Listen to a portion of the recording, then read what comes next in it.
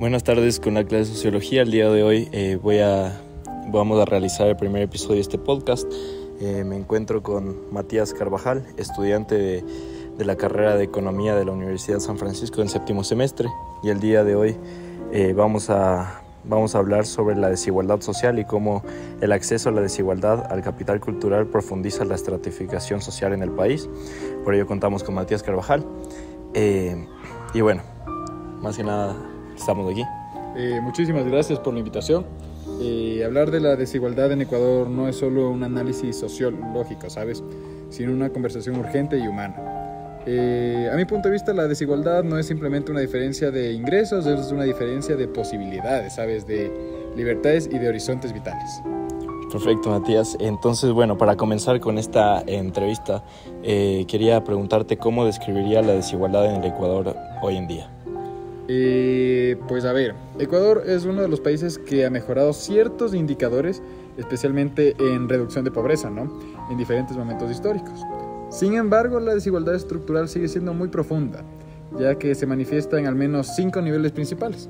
El primero de esos, la economía, que son diferencias marcadas en ingresos, estabilidad laboral, acceso a la seguridad y patrimonios acumulados. Y un profesional urbano puede ganar 5 a 10 veces más que un trabajador rural con la misma carga de trabajo. De ahí, como segundo punto, es la educación, digamos el aspecto educativo, que no todos los niños acceden a la misma calidad de educación, a pesar de que legalmente la educación sea un derecho garantizado, ¿no? Un niño que estudia en una escuela rural multigrado en Orellana no recibe seguramente las mismas herramientas que uno en un colegio privado bilingüe de Quito o Guayaquil. De ahí, como tercer punto, está lo territorial, que son las oportunidades que cambian drásticamente dependiendo de si naces en zonas urbanas o rurales, sierra, costa, Amazonía o Galápagos. La desigualdad tiene mapa y apellido y lastimosamente es nuestra realidad. De ahí algo muy importante que es el aspecto étnico, ya que las brechas raciales en Ecuador son persistentes. Afroecuatorianos e indígenas tienen tasas más altas de pobreza, peores oportunidades educativas, como sabrás, y una menor movilidad social. Y finalmente la cultura simbólica, la cultura y el simbolismo, ¿no? Este nivel es menos visible, pero igual de poderoso. Quien es considerado válido, educado, exitoso o merecedor en nuestro país depende mucho de las veces que ha trastocado el fondo cultural, ¿no? La forma de hablar, el colegio del que vienes, tu acento o incluso tus apellidos. Ya que de eso, la desigualdad en Ecuador no solo genera pobreza, sino que la reproduce. Perfecto, Matías. Estoy totalmente de acuerdo contigo. Ahora quería preguntarte sobre un concepto clave dentro de este podcast, que es el capital cultural. Quería saber cuál es tal vez, ¿cómo explicarías el capital cultural en términos sencillos para dar esa explicación? Digamos que en aspectos sencillos o genéricos, el capital cultural se podría determinar como el conjunto de recursos simbólicos y culturales de una persona heredada o que adquiere y que influyen directamente en sus oportunidades de éxito, ¿no? Estas incluyen el cómo hablas, qué libros leíste en tu infancia, si tus padres tenían estudios, en qué colegio estudiaste, qué hábitos familiares te acompañaron, como algunos de los mencionados anteriormente. Perfecto, Matías. También quería preguntarte cómo opera el capital cultural en la vida diaria de todos los ecuatorianos. Te daré un ejemplo, ¿ok? Digamos la entrevista laboral. Un joven que estudia en colegio privado bilingüe en Quito suele llegar a una entrevista con inglés fluido, con experiencia en modelos de ONU, debates o intercambios, con confianza al expresarse, con habilidades de redacción y pensamiento crítico. Mientras tal vez por otro lado un joven que es brillante, pero de Santa Cruz, Manabí, estudió seguramente en una escuela fiscal, nunca tuvo inglés, no recibió talleres de oratoria, nunca usó laboratorios actualizados, quizá nunca aprendió a hacer un CV formal y llega con miedo precisamente por esto, porque el espacio no fue diseñado para él. Perfecto, sí. Aquí se puede ver obviamente estas diferencias culturales, sí afectan obviamente tal vez en temas laborales o temas de conseguir trabajo. Ahora te quería preguntar ¿cómo la escuela ayuda a tal vez compensar estas diferencias? Es una buena pregunta. Creo que la escuela debería ser un espacio que equilibre la cancha, pero lamentablemente muchas veces reproduce las diferencias.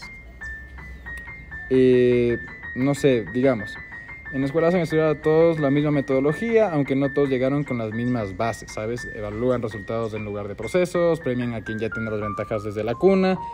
Y las escuelas rurales y urbanas de sectores populares no cuentan con bibliotecas, internet estable, docentes tal vez especializados o laboratorios, etc. Por eso digo que en Ecuador la educación no solo forma, también filtra. Es totalmente de acuerdo y es un buen análisis, obviamente. También quería preguntarte más acerca de la estratificación. ¿Sigue siendo tan fuerte aquí en Ecuador esta estratificación?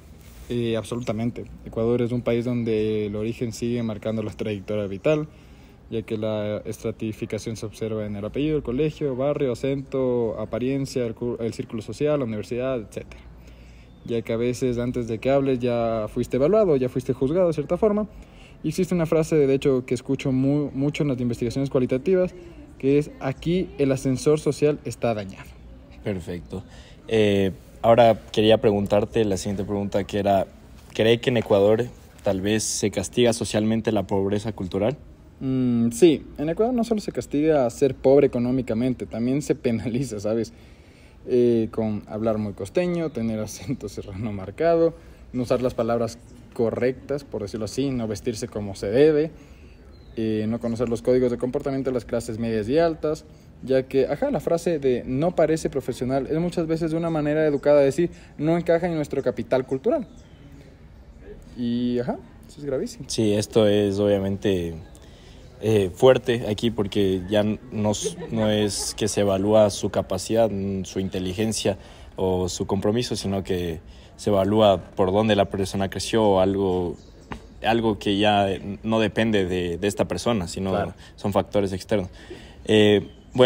También quería preguntar qué pasa con quienes se esfuerzan, estudian más, trabajan duro, pero no tienen estas redes tal vez de apoyo, Digamos que estas personas, hay que decirlo, que estas personas se enfrentan a lo que llamamos la barrera invisible de la movilidad social, ya que no tienen contactos para conseguir las pasantías que necesiten, no tienen familiares que les recomienden o que, digamos, les metan una palanca, no tienen quienes les expliquen cómo defenderse en una entrevista o les guíen, no tienen tampoco cómo hacer las pasantías no remuneradas porque deben trabajar para sostener a su propia familia.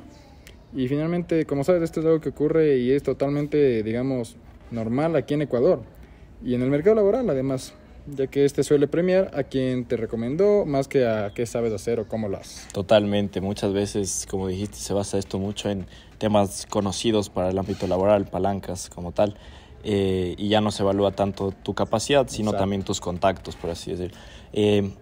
Quería preguntarte también, ¿en Ecuador es posible ascender socialmente? Sí, pero, no es igual de posible para todos, ¿sabes? Cuesta más cuando vienes de abajo y no depende a veces del talento, como dijimos antes, depende del entorno, de quién conoces y con quién te llevas. Ya que he visto estudiantes brillantes perder oportunidades no por falta de capacidad, sino por lo que dijimos, la falta de inglés, el no saber elaborar un ensayo académico, la falta tal vez de tecnologías como computadoras, no poder invertir en un curso, etc. Y Bueno, ahora quería preguntarte sobre qué puede hacer un joven que nació tal vez sin este capital cultural. ¿Qué tal vez te darías como consejo? Es que bajo mi pensamiento es injusto pedirle al individuo que solucione lo que es estructural.